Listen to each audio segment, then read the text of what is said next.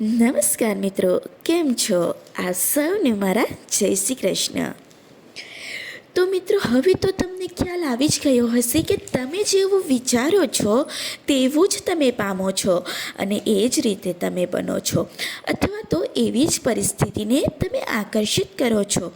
એટલે ચાલો આજે આપણે આનાથી થોડુંક નવું શીખીએ અને એક એવી ટેકનિક વિશે જાણીએ કે જેનો ઉપયોગ કરીને આપણે એ બધું જ મેળવી શકીએ છીએ જેની આપણે કલ્પના કરીએ છીએ અથવા તો જેને આપણે મહેસૂસ કરીએ છીએ. અને એ ટેકનિક છે વિઝ્યુલાઇઝેશન. વિઝ્યુલાઇઝેશનને આપણે હિન્દીમાં કહીશું કે માનસિક તસવીર દેખના, અને આપણા ગુજરાતીમાં એને કહેવાય છે કે આપણી આંખ આગળ કલ્પના કરવી અથવા તો આપણા મનમાં એક કલ્પનાનું ચિત્ર ઊભું કરવું.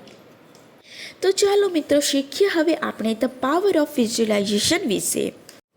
તો મિત્રો, તમે બધા ટીવી તો જોતા જ હશો, અને ટીવી નહીં જોતા હો તો ફોનમાં વિડીયો તો જોવો જ છો. જેમ કે હાલમાં તમે આ વિડીયો જોઈ રહ્યા છો.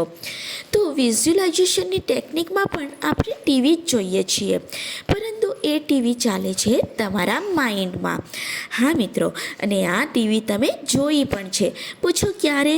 તો મિત્રો સાંભળો, યાદ છે તમને જ્યારે તમારે ઘણા બધા લોકોની સામે સ્ટેજ પર કશુંક બોલવાનું હતું, કે પછી કદાચ તમે પહેલીવાર કોઈ ખાસ વ્યક્તિને મળવા જવાના હતા, કે પછી કદાચ તમે ઘરમાં કંઈક તોડ્યું હોય, પછી મમ્મી કે પપ્પા તરફથી તમને માર પડવાનો હોય. આ બધા જ કેસમાં મારા ખ્યાલથી તમે આ ટીવી જોઈ જ હશે, જે તમારા માઇન્ડમાં ચાલી રહી હતી.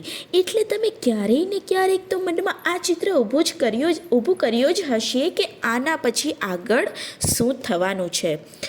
રાત્રે સૂવા પહેલાં કદાચ તમે આ ટીવી જોઈ હોય જેમાં તમે ઘણા બધા લોકોની સામે એકદમ કોન્ફિડન્સથી બોલી રહ્યા હોવ, કે પછી બીજા દિવસે તમે જેને મળવાના છો એની સાથે વાતચીત કરતા હોવ એવું તમે ટીવીમાં જોયું હશે.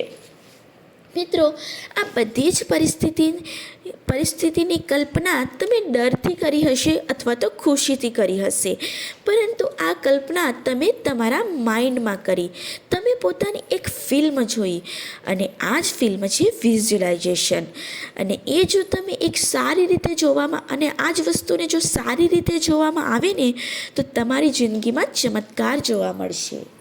હવે જ્યારે તમારા માઇન્ડમાં તમારી મનપસંદ વસ્તુની સાથે તમારું ચિત્ર બને છે, ત્યારે તમારા મનમાં એક એવી ભાવના કે વિચાર આવે છે જેમ કે એ વસ્તુ હાલમાં તમારી પાસે જ છે.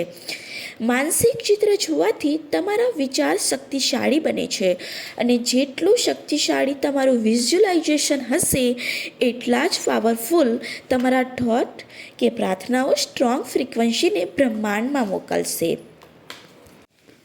મિત્રો, આપણે એક મૂવી બનાવવાની છે, અને એના હીરો તમે પોતે જ છો, કે પછી હિરોઈન માની લો.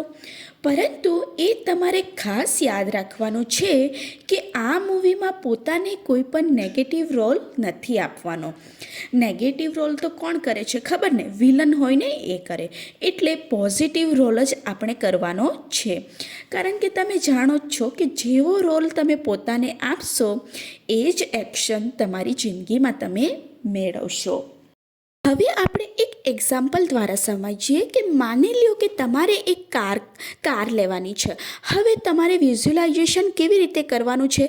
વિઝ્યુલાઇઝેશન કરતાં પહેલાં તમારે એ સ્પષ્ટ તમારા મનમાં વિચાર રાખવાના છે કે તમારે કઈ કાર લેવી છે, એનો કલર કયો હશે, કારનું મોડલ કયું હશે, કારમાં સીટના કવર કેવા કલરના હશે, કે પછી તમે કાર લાવ્યા પછી એ કારની આગળ કે પાછળ તમારા ખાસ વ્યક્તિનું નામ લખાવશો તો તે કયા હેન્ડરાઇટિંગમાં હશે. આ બધું જ તમારે વિઝ્યુલાઇઝેશન કરવાનું છે મિત્રો.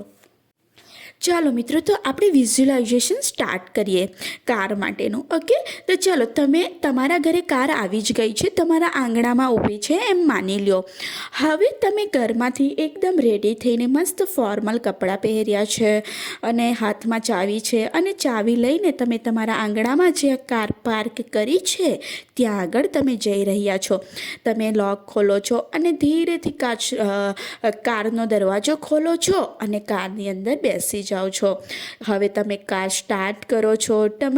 તમારે એકદમ ફીલ કરવાનું છે કે કેવી રીતે તમે સ્ટીયરિંગ ફેરવો છો, એ બધું જ ફીલ કરવાનું છે. અને તમે હવે એ કાર લઈને રસ્તે જાઓ છો. રસ્તે તમે મસ્ત મજાનું સોંગ સાંભળતા જાઓ છો. હવે તમે થોડો કાચ નીચે કરો છો અને બહારની હવા જે તમારા ગાલ પર ટચ થાય છે એ પણ તમારે ફીલ કરવાનું છે. અને તમે જાઓ છો, તમારે જ્યાં જવાનું હતું ત્યાં તમારા ફ્રેન્ડ પાસે ધારો કે જવાના છો, તો તમારા ફ્રેન્ડ તમારી કાર જોઈને એકદમ ઉત્સાહમાં આવી જાય છે અને તમને કોંગ્રેચ્યુલેશન કહે છે. આ બધું તમારે ફીલ કરવાનું છે. તો હવે સમજ પડી કે કેવી રીતે વિઝ્યુલાઇઝેશન કરવાનું છે. વિઝ્યુલાઇઝેશનમાં એ વસ્તુ ખાસ યાદ રાખવાનું છે કે હંમેશા છેલ્લું જે પરિણામ હોય છે એને જ આપણે વિચારવાનું છે. કાર કેવી રીતે લેશું, મારી પાસે તો પૈસા નથી, એ બધું નથી વિચારવાનું. જે છેલ્લું પરિણામ હોય છે ને એ જ વિચારવાનું હોય છે. હવે જેમ કે આપણી પાસે જે ફોન છે, એ ફોનની શોધ કરનાર કોણ?